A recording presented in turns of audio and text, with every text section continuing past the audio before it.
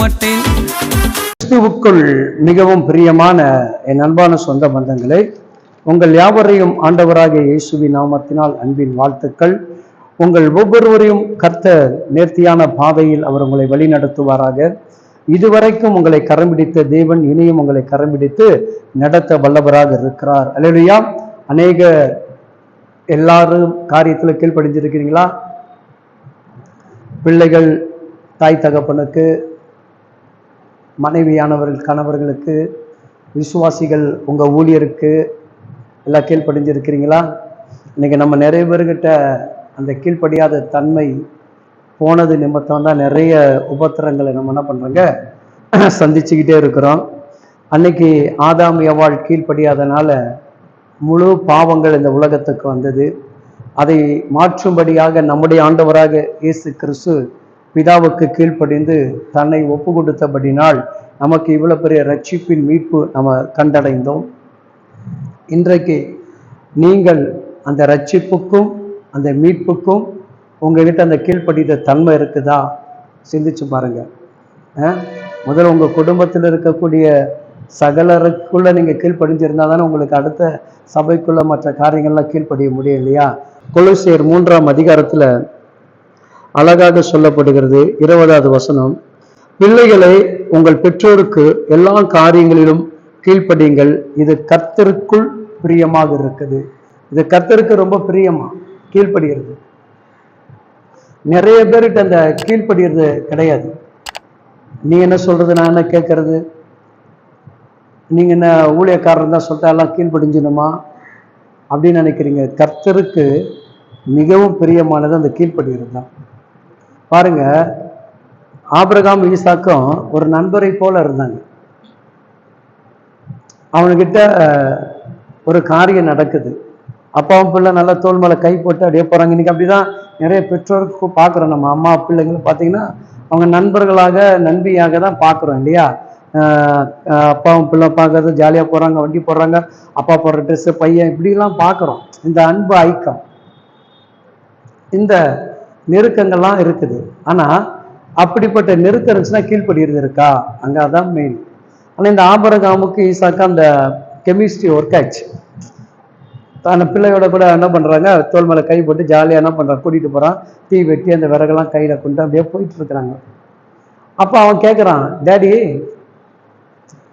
தீ வெட்டி இருக்குது, விறகு இருக்குதுப்பா, ஆனால் பலி செலுத்த என்ன கிடையாது, ஆடு இல்லையாப்பான்னு கேட்குறான்.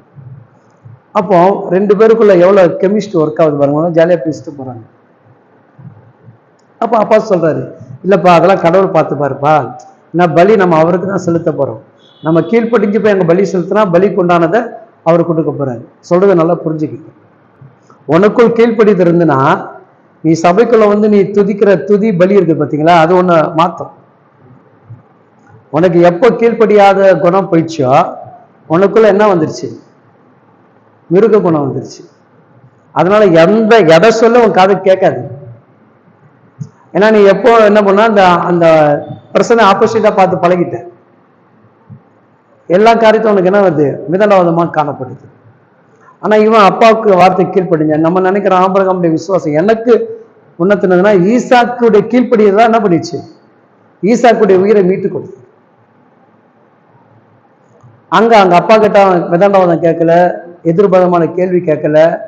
ஏன் என்னை இப்படி கூட்டிட்டு போறீங்க, எதுக்காக கூப்பிட்டு போறீங்க, ஏன் என்னை கொண்டு போய் விறகுல வச்சு என்னை கையை கட்டுறீங்க, காலை கட்டுறீங்க, இந்த அங்க ஒரு வார்த்தையை அவன் பேசல. முழுக்க முழுக்க தகப்பனுக்கு கீழ்ப்படிந்தான். அதுதான் கிறிஸ்துடைய வாழ்க்கை. உன் சபைக்குள்ள போனா மரணமோ ஜீவனோ வாழ்வோ சாவோ துன்பமோ இன்பமோ சந்தோஷமோ துக்கமோ எவைகள் நடந்தாலும் என்னுடைய சபைக்குள் என் ஜீவன் போகிற வரைக்கும் நான் கடவுளுக்குள்ள வைராகியமாக இருப்பேன். அந்த கீழ்ப்படிதல் வேணும். விட்டு விட்டு ஓடுறது கிடையாது. கீழ்ப்படியாம ஓடுறது இது இன்னைக்கு தெரியாது, இதனுடைய விளைவுகள் பின்னாடி நமக்கு தெரியும். ஆனா அவன் அன்னைக்கு கீழ்ப்படிஞ்சனாலதான், ஈசாக்கு அன்னைக்கு தகப்பனுக்கு கீழ்ப்படிஞ்சனாலதான் ஒரு பஞ்சம் வந்தது, ஒரு நெருக்கடி வந்தது. ஆனா கடவுள் அவனை கைவிடல, அவனை போஷித்தார். ஆனா கீழ்ப்படிஞ்ச நிமித்தமாக. ஆதாம் ஏவாள் கீழ்ப்படியாதனால என்ன பண்ணாங்க, உபத்திரத்தின் பாதைக்குள்ள போய் சந்திச்சாங்க. வேர்வை துளிகள் இரத்த துளிகளாக சரீரங்கள் முழுதும் மாறிச்சு. ஆனா ஈசாக்கு கீழ்ப்படிஞ்சனால பஞ்சம் இருக்குது. அந்த பஞ்ச இடத்துல இவன் விதை மட்டும் அறுவடைக்கு உருவாக்கி கொடுக்கிறது. அது எதனால? அன்னைக்கு கீழ்ப்படிஞ்ச. இன்னைக்கு நீ அந்த கீழ்ப்படிதல் உங்ககிட்ட இருக்கா? உங்ககிட்ட என்கிட்ட அந்த கீழ்ப்படிதல் இருக்கா? அந்த கீழ்ப்படிதல் இல்லாதனாலதான் இன்னும் நம்முடைய வீட்டுல விளைச்சலை பார்க்க முடியல. நீ சொல்லிக்கலாம், இன்னைக்கு விளைஞ்சிட்ட அசல குறிப்பிட்ட காலம் தான், அப்புறம் பிற்காலம் உன் பிள்ளைகளுடைய தலைமுறை காலங்கள். அன்னைக்கு அந்த ஈசாக்கு விதவிதக்கு கீழ்ப்படிஞ்சனாலதான் பிள்ளைகளுக்கு உண்டான மகிழ்ச்சி சந்தோஷத்தை அவன் பார்க்க முடிஞ்சது. தொண்டு தொட்டு அவனுடைய தலைமுறைகள் வளர்ந்துகிட்டு போகுது. ஒரே ஒரு கீழ்ப்படியதுனால கொண்டு போய் கட்டையில வச்சாங்க, கட்டுறாங்க. அப்ப கூட ஒரு எதிர்பாதமான கேள்வி கேட்கல. இன்னைக்கு நீனாலும் 1000 கேட்கிறோம். ஐயா நீங்க எப்படி பேசலாம், இப்படி பேசலாம், அப்படி பேசலாம், ஊழியரை எதிர்த்து நின்று பேசுறக்கூடிய விசுவாசிகளாக நீங்க மாறிட்டீங்க. அப்ப அந்த அளவுக்கு நீங்க என்ன பண்ண, கீழ்ப்படுகிற தன்மை போயிடுச்சு, சகிப்பு தன்மை போயிடுச்சு, விட்டு கொடுக்கக்கூடிய தன்மை போச்சு. எல்லாம் உங்ககிட்ட போன பிறகு அப்புறம் உங்ககிட்ட எப்படி கீழ்ப்படியதை எதிர்பார்க்க முடியும்? எதிர்பார்க்கவே முடியாது. உங்ககிட்ட எதிர்பார்க்கவே முடியாது. ஏன்னா நீ யாருக்கு கீழ்ப்படியல? முதல் கடவுளுக்கு கீழ்ப்படிஞ்சாதானே மனுஷனுக்கு கீழ்ப்படியும். நீ கடவுளுக்கு கீழ்ப்படிஞ்சா என்ன பண்ணுவ? கடவுளுடைய ஊழியர்க்காக. அவர் கெட்டவரும் நாசமானவரும் மோசமானவரும் கிடையாது. கர்த்தருடைய வார்த்தை என்ன சொல்லுது? கீழ்ப்படிஞ்சு நடந்து போ. அவன் துன்மார்க்கனா இருக்கட்டும், நீ அவன் துன்மார்க்கனா நடந்து கொள்ள பாக்குற.